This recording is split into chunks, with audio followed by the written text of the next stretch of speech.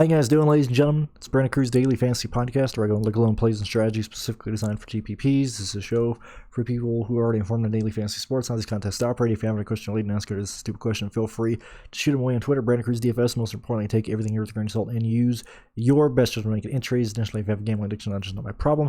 Check your sense of at the door. We're looking at the Xfinity Series at Michigan this weekend. Patreon projections. If you want to support me, if you want to support the channel, in the description. PayPal's in the description as well if you want to tip me or help me out or anything like that. I do appreciate it. If you enjoy the content I make, consider sending $1 my way. Now we're looking at the Xfinity Series. I'm kind of tight on time, so I apologize if this is a shorter video than normal. And we're just going to get right into ranking these guys here. And so Michigan, we got 100 and let's look. Pretty sure it's 125 laps for this event. So we're dealing with 31.25 laps led and 56.25 fast laps. And so while that is going to be significant, I really believe that a majority of that goes to one or maybe two drivers. And so if all that's going to one or two drivers, then this really turns into a place differential race. And so I think we need to look at things more in that lens. So once you nail whoever you want to have as a lap leader, I think then it becomes really important to get your place differential plays down. Personally, I like, oops, I'm on the wrong one. Fix that. I like Cindric here. I think he's going to choose the outside, and I think he's going to be able to pull away from the colleague cars. I don't think Allmendinger is going to have much for him, and I also don't think that Gregson or Allgaier, I don't think they're going to have anything for him at the very beginning. So that, oops, not an F. Didn't mean to do that. I think they need to be considered, but I don't see Gregson and Allgaier beating Cindric right off the bat. That's just me.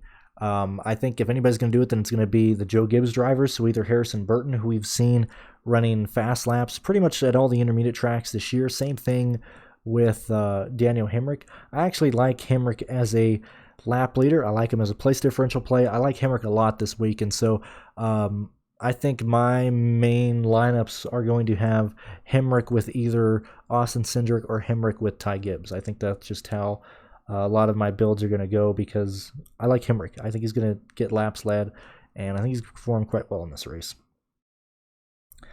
Herbst, at $7,900, I got him projected for 36 points right now. Basically just keep him where he's starting in 8th place. I don't see him getting laps led. I don't see him getting fast laps, so really that's a ceiling. We might want to bump him down to a D, actually, because I think that's the ceiling for Herbst in this race. So what was that, 36 points? Myatt Snyder, not going to do it. Love Ty Gibbs. I got Ty Gibbs as one of the guys I have projected to win the race, lead a lot of laps, get fast laps. I like Ty Gibbs a lot. And yet again, I'm not trying to just enjoy and pick the same guys each week, but if you've been watching me, you know that I've been on Ty Gibbs a lot this year, like probably more than other people. And so that I just like Ty Gibbs. I think the kid is stellar. I think the car is stellar. I think he's going to perform well. Not going to go to Clements. I like Burton a ton as well. I think Burton can easily hit a 5x value. Right now I'm giving him 41. That's 4.9. I think we see Burton get a couple fast laps. I think he's going to be a contender for a top 6 place finish come Saturday. Not going to be going to Williams. Not going to be going to LeBay. Not going to be going to Castle. They're starting too high up. Castle's too expensive. And I think they severely hurt your lineups. I don't have any of these guys over 15 points. I just think that's how the race is, because the Xfinity Series race, or the Xfinity Series is, broken up between teams that have, an enormous amount of money behind them, an enormous amount of R&D behind them, and then, mom and pop, race teams. I'm not saying DGM is that, but DGM does not have the aerodynamic capabilities of a Penske, of a Joe Gibbs. They don't have the engine or the motor, or that's the same thing, but they don't have the power. And on these wide open tracks, on these far straightaways, you're going to see the fast cars pull away from the duds. And the duds are the LeBays, the Williams, the Castles, the JD Motorsports, the Mike Harmon cars, the MBM cars. Like the discrepancy between the fast cars and slow cars here, it's going to be huge. It's going to be really, really big. And so I'm personally not even going to waste time looking at those guys. I think Mayer, I'd love Mayer on short tracks. When we get to short tracks, I'm going to like Mayer. I think he struggles here as well because this seems like a track, and I know I said about the road courses, and he proved me right in 2 of them, I think. Let me look real quick. Where you at, Sam? Let's see. I didn't mind you at Pocono. I said you'd wreck at Road America, so you wrecked at Road America. Did good at Atlanta. Wrecked in New Hampshire. Tipped the Glen. And why am I looking at this? Oh, so I think Sam just needs time to get a feeling of the car, to understand what these cars feel like in traffic, in the draft. If anybody's going to spin out exiting turn 2 on a restart, or having somebody take the air off his rear end and spin him out in this race, I think it's going to be Sam Mayer. So I think he wrecks. So that's just me. I haven't projected for 37 points right now, but he's not in my pool. I think he's a bit risky.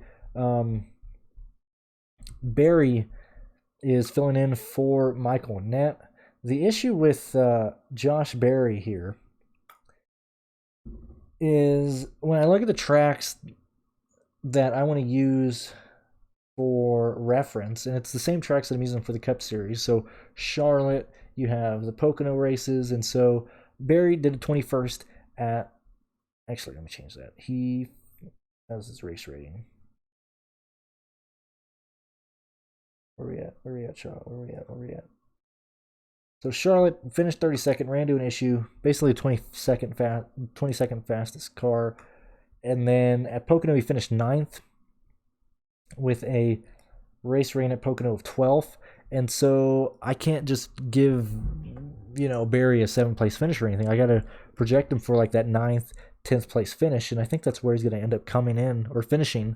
And so I'm giving Barry, bump that up a little bit. Give him 6. So I give him 38 points. I mean, that's barely a 4-1. Let's give him 8 positions. That's 42, 4.5. I like him around 6 place differential points. I like Barry around 38 points. And so because of that, I'm just not going to be going to Barry. That's where we're at. Tommy Joe Martin's a situation to where I don't think this is the best car. And it's going to show here. Like, I think this is, easily a bottom 30% car in terms of the field speed and equipment wise. And I don't think Tommy has the car to hang. Now, the argument to that is that he was running quite decent at Charlotte before he was taken out in that wreck when Sieg stayed out. So let's take a gander at how Tommy Joe Martins has performed this year on intermediates. So 15th at Vegas, 19th at Homestead, 18th at Atlanta, 15th at Darlington, 20th at Dover, 29th at Charlotte, yet again got in a wreck, Texas 21st, Nashville 20th, Pocono 20th, Atlanta 16th. And so let's give Tommy Joe Martins in the range of about where he's starting, really. I'll give him a 19th place finish. That's 23 points, for value, $5,700. He'll stay in the player pool slightly.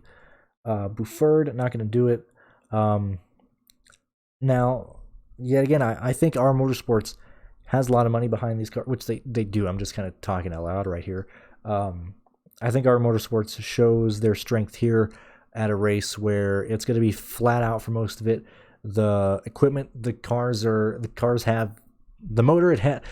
cars are running is going to determine who's going to perform well in this race or not. So I think Moffitt and I think Tyler Reddick are going to do well in this race just because they're in good equipment.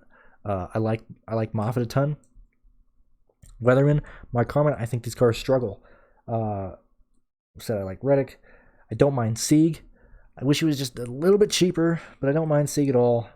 I love Brandon Jones, Joe Gibbs. If I love Hemrick, if I love Ty Gibbs, I'm going to love Brandon Jones here. Brandon Brown, I think he's going to be a value play that is going to be necessary in some builds, especially if it's just a one dominator type of lineup. And so when you compare with Sieg and Brown, I have him projected for the exact same amount of points. That's 33 at the moment. And so that would just make Ryan Sieg the better value right now. Mason Massey, the BJ McLeod cars, I think they're going to struggle because they're starting so high up. They're going to get passed. They're going to get passed in the long run. And you already know the song and dance here. Carson Ware, I think we need to consider. We need to consider Colin Garrett as well. I'm going to say no to Jeffrey. I'm going to say no to Jordan Anderson because I want to play Brandon Brown and Ryan Sieg over Jordan Anderson. And one, Anderson isn't good. Two, good chance something wrong happens in that car. But that's just it right now. Joe Graff Jr. is going to be no for me. Jesse Little going to be a no for me. Cesar Sorelli, I don't know why he's in this race. He normally does the plate races. I guess he just wants to do a real race. He'll probably do more laps in this race than he does at the plate races because he keeps getting wrecked in them. Ryan Vargas is going to be a no. And so Bubba Wallace, I'm giving him a ceiling projection of like 59 points. And the situations to where Bubba Wallace works in the optimal, I think he's fine in lineups if you want to go there. But Brandon, he's in the Hattori car. Well, I think the Hattori car is quite good. I think it's a 15th, 14th place type of car. But when you look at Bubba Wallace, why is he stepping in this track? Because he enjoys this track. Bubba Wallace has been extremely well at Michigan. And pretty much any car he's been in. He won his last truck race here. Granted, they were cheating, but still, I think this type of racetrack fits into Bubba's racing style. And so that's why like my ceiling projection would be giving him like 27 place differential points. If I bump it down to a more realistic take, because I just want to see what Bubba would do if I gave him 27 points. And so if I knock him to 20 place differential points, that's 45 points. I'm going to leave his ceiling projection just on there, but for the Patreon folks, because I don't think I'm going to change him at all. So I have Bubba Wallace for 59 points. That's like his ceiling, and I don't think it works unless we have like a Ty Gibbs wreck, an Austin Cindric wreck, and a lot of the more expensive guys kind of wreck, and Bubba Wallace then goes into being the highest scoring guy in that tier. But he needs to be considered at least. Probably not going to go 2-star. Don't see a real reason to. Not going to go to Howard. Not going to go to Bailey Curry. Not going to go into Greg Alding. And so these are the guys I'm going to be looking at. It's probably going to be just a Ty Gibbs type of weekend, and then playing, Brett Moffitt. Ryan Sieg, Brandon Brown together. Pretty balanced line. That's what I'm seeing in my early lineups. That's what I'm seeing in the optimizer right now. And so I think that's how I'm going to go about it, is just playing a pretty balanced lineup for this event. As I said, not going to be live Saturday. Going to try to be live Friday. Can't promise anything. And then I'll most likely be live Sunday. Just got some stuff going on over here that I got to attend to. But all the Patreon stuff's going to be up for you guys, so don't worry about that. If you like what I did here, if you want to support me, donate to my PayPal or join the Patreon. That's basically the gist of it. So thank you guys for watching. I'll see you guys next time.